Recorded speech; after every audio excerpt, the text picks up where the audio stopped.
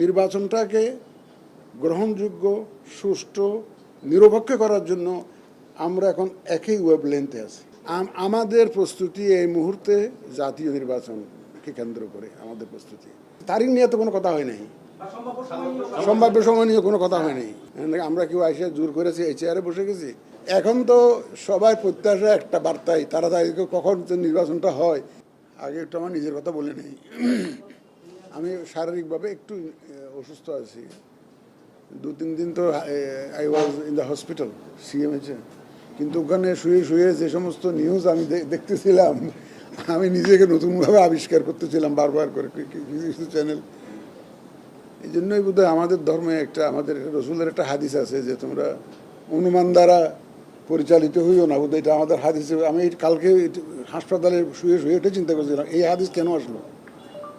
কারণ এই যে অনুমান দ্বারা পরিচালিত হইও না, এটা আমাদের রসুলের কিন্তু হাদিস। কিন্তু এটা এই অনুমানের মধ্যে দেখলাম যে কেউ কেউ আমাকে পদত্যাগ করাই দিয়েছে, কেউ বলেছে আমি কথা বলার পর অসুস্থ হয়ে গেছি,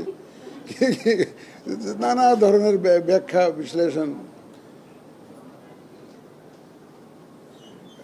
দেখেন, আপনারা প্রায়শ বলেন যে আপনার সরকারের সাথে কথা হয়েছে কিনা। সরকার তো কোনো প্রধান উপদেষ্টা একজন না, তো সরকার তো বিশাল বড় ব্যাপক অর্থে বোঝায়। আমাদের অফিসাররা তো সরকারের সাথে বিভিন্ন ধরনের, কেউ যদি পুলিশের সাথে কথা বলে, পুলিশের পোস্টিংয়ের জন্য আমাদের এই ইলেকশনে ব্যবহারের জন্য হোম মিনিস্ট্রির সাথে কথা বলতে হয়, এটা তো সরকারের সাথে কথা বলা, তাই না। বিভিন্ন বিষয়ে অনেক সময় অফিসারদের, আমার যদি একটা অফিসারের যদি পোস্টিং করা লাগে, যে তাও তো পাবলিক অ্যাডমিনিস্ট্রেশন মিনিস্ট্রির সাথে কথা বলতে হয়, ওইটা তো সরকারের সাথে কথা বলা। তো বিভিন্ন পর্যায়ে বিভিন্নভাবে আমাদের সরকারের সাথে যোগাযোগ করতে হয়। শুধু মাননীয় প্রধান উপদেষ্টার সাথে দেখা করাটা সরকারের সাথে যোগাযোগ না কিন্তু। তো আসলে যে ওই গত বৃহস্পতিবারে ওনার সাথে তো আমার একটা সৌজন্য সাক্ষাৎ হয়েছে, ওটার ব্যাপারে একটু পরে আসছি। তো সৌজন্য সাক্ষাৎ হয়ে তখনও কিন্তু আমার ওই হসপিটালে যাওয়ার বিষয়টি নির্ধারিত ছিল। শুক্রবার দিন আমি হসপিটালে চলে গেছি। So I could not tell you people যে আমি এখন প্রতি পদে পদে তো আমি জানিয়ে চলাফেরা করতে পারবো না রে ভাই। আমি তো মানে জেলখানার কয়েদির মতো কোথায় গেলাম প্রত্যেকটা পদক্ষেপ এইটা তো জানিয়ে আমার কি অসুস্থ হওয়ার অধিকারটাও নাই নাকি, আমি বুঝলাম না। অসুস্থ হয়ে গেছি, ডাক্তারের কাছে গেছি, এবং আল্লাহর মতো এখন ভালো আছি। আমি আশা করেছি আপনারা হয়তো দোয়া করেছেন, আপনি নিশ্চয়ই এত লোকে দোয়া করলে তো ভালো না থাকা উপায় কি। অসুস্থ হলে আপনারা তো, আমার সৈন্য সামন্ত কম নাই, মিডিয়ার সৈন্য সামন্ত কম নাই। আমরা তো আপনাদেরকে পর মনে করি না, আমাদেরই অংশ মনে করি। আপনি অলওয়েজ, আমি এটা বলেছি। আসলে ওটা ছিল ওনার সাথে আমার সাথে কিন্তু এটা সৌজন্য সাক্ষাৎ। ওনার সাথে ওইভাবে ফর্মালি আমি আসলে টেক ওভার করার পরে ওনার সাথে ওইভাবে কোনো ফর্মালি কোনো বৈঠকও করি নাই আসলে আমরা ওইভাবে। কারণ এবং আমার কাছে একটু লাগলো যে যখন ওনার সাথে একটা সৌজন্য সাক্ষাৎ করেছি, অনেক টক শো দেখলাম যে এই সাক্ষাৎ আমি করতে পারি কিনা, এটা করাটা ঠিক হয়েছে কিনা, আইনসম্মত হয়েছে কিনা। একজন তো বললো যে হয় প্রধান উপদেষ্টা পদত্যাগ করুক, নাহলে প্রধান নির্বাচন কমিশনার পদত্যাগ করুক এই সাক্ষাৎকারের কারণে। অথচ আপনারা বলেন যে উনি তো লন্ডনে একটা কথা বলে আসছেন, আপনার সাথে কি যোগাযোগ হয়েছে, কি ইলেকশন কবে হতে পারে। এখন উনিও নিরপেক্ষ, আমিও নিরপেক্ষ। সাধারণত দেখা হয় না কখন সিইসির সাথে সরকার প্রধানের যোগাযোগটা সরাসরিভাবে হয় না কখন, যখন একটা দলীয় সরকার ক্ষমতায় থাকে। সরকারের পরিচালনায় যদি একটা রাজনৈতিক দল চলে, তাহলে তো প্রধান, যিনি হেড অফ দি গভর্নমেন্ট থাকেন, উনি যদি দলীয় প্রধানও হন, দলের প্রতিনিধি হন, তাহলে তো উনি ইলেকশনের প্রভাব বিস্তার করতে পারেন না নিজের দলের জন্য। সেই জন্য CEC is not suppose to meet the head of the government. মূলত এটা হচ্ছে মূল কারণ। এখানে আমি যেমন নিরপেক্ষ, এটা উনিও কিন্তু নিরপেক্ষ। এবং আমি এই সৌজন্য, ইট ওয়াজ মূলত একটা সৌজন্য সাক্ষাৎকার, একদম সৌজন্য সাক্ষাৎকার। তবে আপনারা সভাপতি প্রশ্ন করতে পারেন যে একজনের সাথে যদি সৌজন্য সাক্ষাৎ হয় তাহলে কি আমরা দুজনে সালাম আলাইকুম ওয়ালাইকুম সালাম দেখে চুপচাপ বসেছিলাম? এটা তো, এই প্রশ্ন তো জাগাটা স্বাভাবিক। এখন উনি একজন প্রধান উপদেষ্টা, এবং এই মুহূর্তে ইলেকশনটা হচ্ছে যে আলোচনার কেন্দ্রে। আমি হলাম প্রধান নির্বাচন কমিশনার। সুতরাং এই সৌজন্য সাক্ষাৎকারে স্বভাবতই সাইড টক হিসাবে কিছু তো আসে, আর এটা তো আসে, এটা কোনো এজেন্ডা নিয়ে আমি কোনো আলোচনা জানি না, এটা ওইটাকে সৌজন্য সাক্ষাৎকারে আপনি বলতে পারেন। তবে ওই কথা প্রসঙ্গে তো অনেক ইলেকশন নিয়ে তো কিছু তো আসেই, এটা তো স্বাভাবিক কথা। ওটা উনি যেটা জানতে চেয়েছেন যে উনি একটা free fair and credible election জাতিকে উপহার দিতে চান, আমাদের প্রস্তুতি আছে কিনা জাস্ট এটুকু উনি জানতে চেয়েছেন। আমরা বলছি যে আমরা প্রস্তুতি ফুল গিয়ারে নিচ্ছি। ওই যে গাড়ির ফোর হুইল গাড়ি আছে না, চারটে গিয়ার একসাথে চালায় পাহাড়ের উপর উঠতে গেলে, আমরা ফুল গিয়ারে প্রস্তুতি নিচ্ছি এখন। আপনারা দেখতেছেন, এখানে থাকেন তো, আপনারা দেখতেছেন না, নানাবিধ চ্যালেঞ্জের মধ্যে কিন্তু আমরা প্রস্তুতি নিয়ে যাচ্ছি বিভিন্ন বিষয়ে, যাতে ইলেকশনটা সরকার যখন করতে চায়, যখন নির্ধারিত হয়, যাতে আমরা ইলেকশনটা করতে পারি। তবে আপনারা সব অবশ্যই জিজ্ঞেসটা করে গেলে প্রয়োজন বোধ হয় যে নির্বাচনের তারিখ নিয়ে কোনো আলোচনা হয়েছে কিনা। নির্বাচনের তারিখ নিয়ে কোনো আলোচনা হয়নি, ওইটাকে আমার উদ্দেশ্যও ছিল না। নির্বাচনের তারিখ এবং শিডিউল এটা আপনারা যথাসময়ে পাবেন, জানতে পারবেন, এবং ইলেকশন কমিশন থেকেই জানতে পারবেন। ইলেকশন জানতে পারবেন যখন টাইম আসবে, আমরা অবশ্যই এই আপনাদেরকে জানাবো। এটা একটু অপেক্ষা করতে হবে, ধৈর্যের বাদ ভেঙে গেলে হবে না। তাতে এখন আমিও এই সৌজন্য সাক্ষাৎকারের মাধ্যমে আমিও বুঝতে পেরেছি উনি অত্যন্ত আন্তরিক। একটা ডেমোক্রেটিক ট্রানজিশন যাতে হয় এবং একটা নিরপেক্ষ নির্বাচন যাতে হয়, এ ব্যাপারে উনার আন্তরিকতা প্রশ্নাতীত। আমি বলবো এটা প্রশ্নাতীত। যেমন আমাদের আন্তরিকতা প্রশ্নাতীত, উনারও আন্তরিকতা প্রশ্নাতীত। এখানে একটা সুবিধা হয়েছে যে আমাদের ওয়েভলেংথটা মিলে গেছে। অ্যাটলিস্ট নির্বাচনটাকে গ্রহণযোগ্য, সুষ্ঠু, নিরপেক্ষ করার জন্য আমরা এখন একই ওয়েভলেংথে আছি। ডিজাইন, এলিগেন্স, বিউটি, সেরা পণ্য সবার জন্য জেভিকো। একই ওয়েভলেংথে আছি।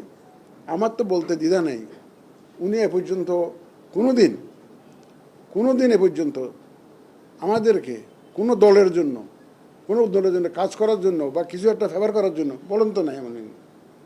এবং উনি পরিষ্কার ভাষায় বিভিন্ন জায়গায় বলে বেড়াচ্ছেন, এবং উনার যে কথাবার্তার যে নির্দেশনা আমরা যেটা বুঝতে পারি যে উনি অত্যন্ত একটা আন্তরিকতার সাথে একটা neutral, free, fair, credible election জাতিকে উপহার দিতে চান। এটা দেশে বিদেশে যেমন বলছেন, আমি অতীতেও বলেছি আপনাদেরকে।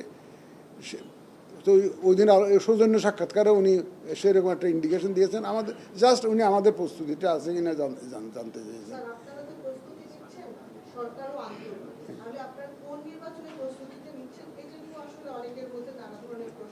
আমাদের প্রস্তুতি এই মুহূর্তে জাতীয় নির্বাচনকে কেন্দ্র করে আমাদের প্রস্তুতি। আমাদের প্রস্তুতি আপনারা দেখতেই পাচ্ছেন যে যা নিচ্ছি এটা জাতীয় নির্বাচনকে কেন্দ্র করে নিচ্ছি। তো স্থানীয় সরকারকে কেন্দ্র করে আমাদের প্রস্তুতি নেই। তবে যদি এমন হয় যে স্থানীয় সরকার নির্বাচন করতে হয়, তাহলে আমাকে ভোটার লিস্টে ব্যবহার করতে পারবো না, প্রকিউরমেন্টের ম্যাটার ব্যবহার করতে, সেটা তো হতে পারে। বাট আমাদের ফোকাস এই মুহূর্তে পর্যন্ত জাতীয় নির্বাচনকে কেন্দ্র করেই নিয়েছি। কারণ মাননীয় প্রধান উপদেষ্টা তো স্থানীয় নির্বাচনের কথা বলছেন না। তো উনি জাতিকে যে ওয়াদা দিচ্ছেন, দেশে বিদেশে যে কথা বলছেন, উনি তো স্থানীয় সরকার নির্বাচনের কথা বলছেন না, উনি তো জাতীয় নির্বাচনের কথাই বলছেন। এবং আমরা ওনার ওই কথারকে কেন্দ্র করেই, ওনার সেই কমিটমেন্টকে কেন্দ্র করে আমাদের প্রস্তুতি জাতীয় নির্বাচনকে নিয়েই প্রস্তুত।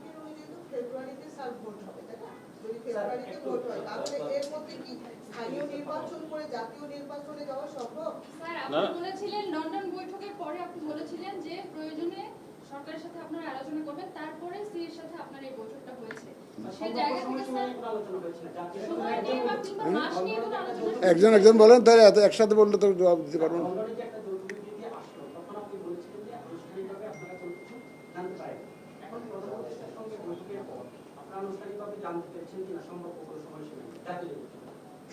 সম্ভাব্য আপনারা যেটুকু জানেন আমিও যেটুকু জানি।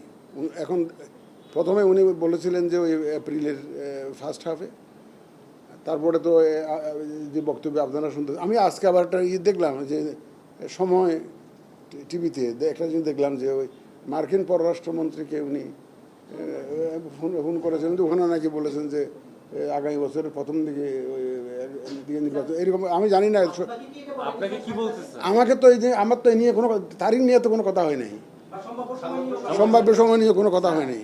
স্যার এই স্থানীয় সরকার নির্বাচন কি আগে করবে কি নিয়ে কোনো কথা না, কোনো কথা হয় না। ওটা তো সৌজন্য সাক্ষাৎ ছিল ভাই। চারিদিকে আলাপ যে নির্বাচনটা কোন সময় হবে, যাই ফেব্রুয়ারি, এপ্রিল, ঠিক এরকম একটা সময় আপনি গেলেন। তো নির্বাচনের প্রস্তুতি নিয়ে যদি আলাপ হয় যে নির্বাচনের প্রস্তুতির কি অবস্থা, তাহলে স্যার সময়টাও তো আশপাশে থাকে, ওই সম্ভাব্য আলাপটা হয়। ওই সময় যেটা আপনারা যেটা শুনছেন দেখছেন, লন্ডনের ফেব্রুয়ারির কথা আসছে, এর আগে উনি এপ্রিলের কথা আসছে, ওর মধ্যে ওই দুইটা টাইম ফ্রেমকে সামনে রেখে আমরা প্রস্তুতি নিচ্ছি।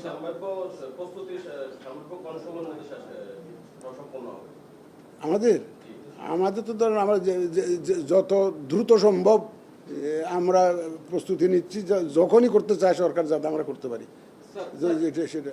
স্যার প্রধান উপদেষ্টাদের সাথে যে সাক্ষাৎটা সেটা কি আপনারা সময় চেয়েছিলেন নাকি ওনার ওখান থেকে কিছু এইটা ধরেন এইটা একটা জিনিস শুনেন, জিনিসটা হচ্ছে যে আমি দায়িত্ব নেওয়ার পরে ওনার সাথে কোনো আনুষ্ঠানিক কোনো বৈঠক টৈঠকও করিনি।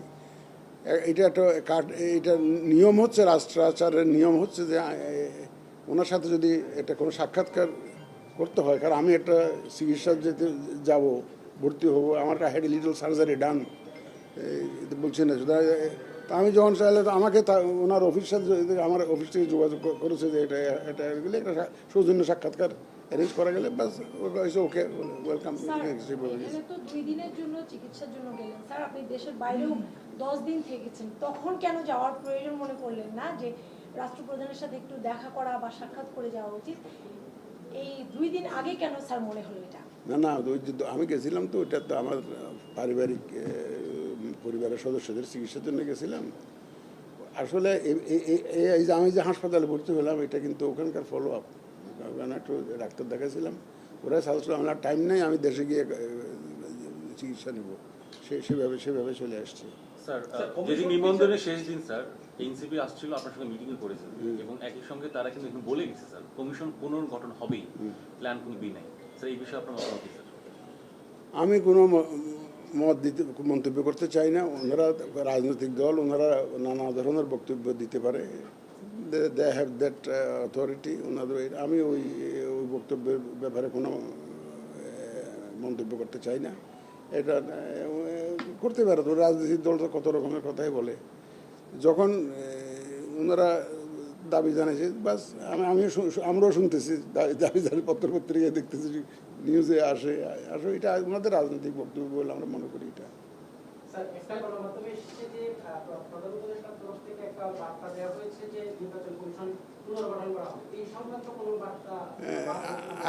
I can tell you for sure এই ধরনের কোনো বার্তা আমাকে দেওয়া হয়নি, এই ধরনের কোনো বার্তা দেওয়া হয়নি। কেন দিবে আমাকে কোনো ইলেকশন করেছি, আমরা কোনো ইলেকশন রিগিং করছি না, কারো পক্ষপাতিত্ব করেছি নাকি আমরা কেউ আইসে জোর করেছি, এই চেয়ারে বসে গেছি? একটা ডিউ প্রসেসে, আন্ডার দি এক্সিস্টিং ল, একটা ডিউ প্রসেসে, একটা সিলেকশন প্রসেসে মাধ্যমে আমরা তো কোনো উড়ে এসে জুড়ে বসে নাই তো, হ্যাঁ তাই না? এবং আমরা তো অগাস্ট বিপ্লবের পরের ফসল, এমন না যে স্বৈরাচারী আপনারা যে বলেন ফ্যাসিস্ট রেজিমের কথা বলেন, এই ফ্যাসিস্ট রেজিম আমাদের নিয়োগ দিয়ে গেছে এমন তো না। আমরা তো এই 5 আগস্টের পরে একটা সম্পূর্ণ একটা ট্রান্সপারেন্ট প্রসেসের মাধ্যমে আমরা নিয়োগপ্রাপ্ত। এখন নানাবিধ কথা এটা বলতেই পারে বলি, এবং আমি নিশ্চিত যে আমাদের দেশের রাজনীতিবিদরা যে যাই লোক, দিন শেষে ওনারা সবাই তো দেশের মঙ্গল চায়। দিন শেষে দেখবেন যে ওনারা সবাই একটা সমঝোতায় আসবেন এবং এই সব কিছু সুরাহা হয়ে যাবে। আমার কিন্তু আমাদের দেশের রাজনীতিবিদদের উপর আস্থা আছে। আমি ব্যক্তিগতভাবে কিন্তু আস্থাশীল রাজনৈতিক দলগুলোর উপরে।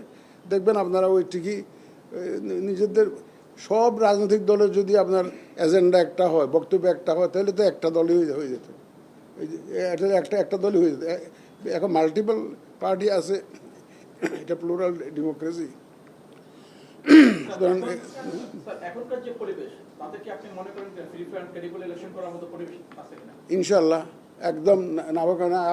আপনারা সবাই আমাদের সাথে থাকবেন তো, সুতরাং আপনাদেরকে নিব, দেশের জনগণকে নিব, দেশের মানুষ যদি সাথে থাকে অবশ্যই পারবো ইনশাল্লাহ, আমি তো কনফিডেন্ট। আমি স্যার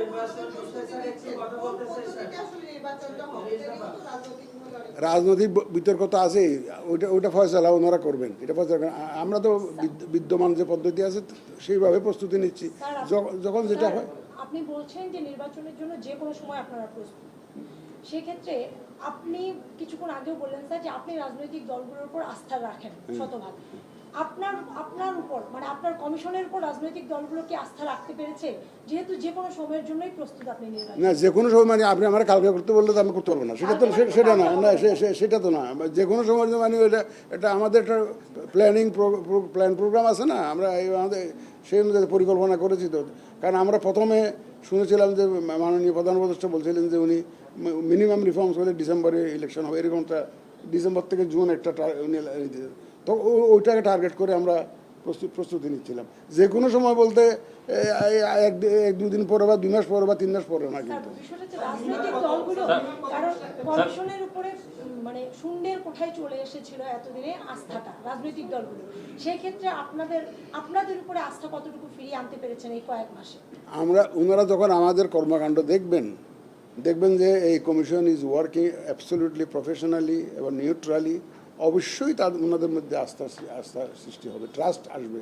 কারণ আমাদের নির্বাচন কমিশনের অতীতের নির্বাচন কমিশনকে একা বলে তো লাভ নাই, সব রাষ্ট্রীয় প্রতিষ্ঠান আপনারা দেন, কোন প্রতিষ্ঠানটা ঠিক আছে। তো সুতরাং সব প্রতিষ্ঠানগুলোতে একই অবস্থা। তো ওনার রাজনীতিবিদরা একদম স্বভাবতই আস্থা হারিয়েছিলেন ডেফিনেটলি। তো ওনারা যখন আমাদের কর্মকাণ্ড দেখবেন যে আমরা অ্যাকচুয়ালি নিউট্রালি করার চেষ্টা করছি, আইন কানুনের মধ্যে থেকে কাজ করার চেষ্টা করছি, ন্যায্যতার ভিত্তিতে কাজ করার চেষ্টা করছি, তখন দেখবেন ওনারা অবশ্যই বুঝবেন যে আমরা তো কারো কোনো খাতির করছি না। স্যার কোন মাসে তফসিল ঘোষণা করা হবে? স্যার কোন মাসে তফসিল ঘোষণা করা হবে?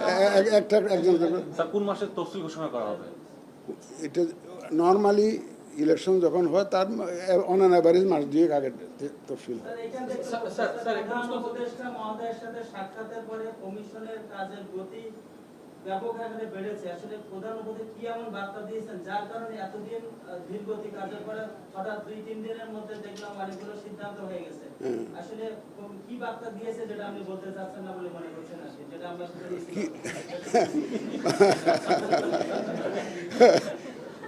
এখন তো সবাই প্রত্যাশা একটা বার্তাই, তাড়াতাড়ি কখন নির্বাচনটা হয়। নির্বাচন আসলে আপনি ইউ আর রাইট, আমরা অনেকগুলো কাজ গুছিয়ে এসে একদম ঠিকঠাক করে রেখে দিয়েছিলাম যে এই যথাসময়ে যাতে আমরা এটা আমাদের তো একটা টাইম ফ্রেম আছে, তো কোন সময়ে কোনটা প্রকাশ করব, কোনটা ঘোষণা দিব, সব কাজ করে তো ঘোষণা দিই নাই আমরা। তখন তো নানাবিধ কথাবার্তা হয়তো, এই জন্য আমাদের অনেক কাজ রেডি করে আমরা না বলে রেখে দিয়েছিলাম। এখন আমি খুব খুশি হলাম যে আপনি স্বীকার করলেন যে আমরা খুব ফুল স্পিডে কাজ চালিয়ে যাচ্ছি। এই বার্তাটা জাতির কাছে পৌঁছে দিন। আমরা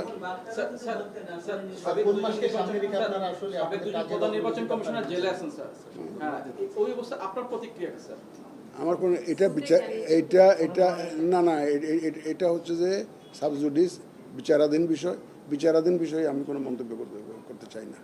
এটা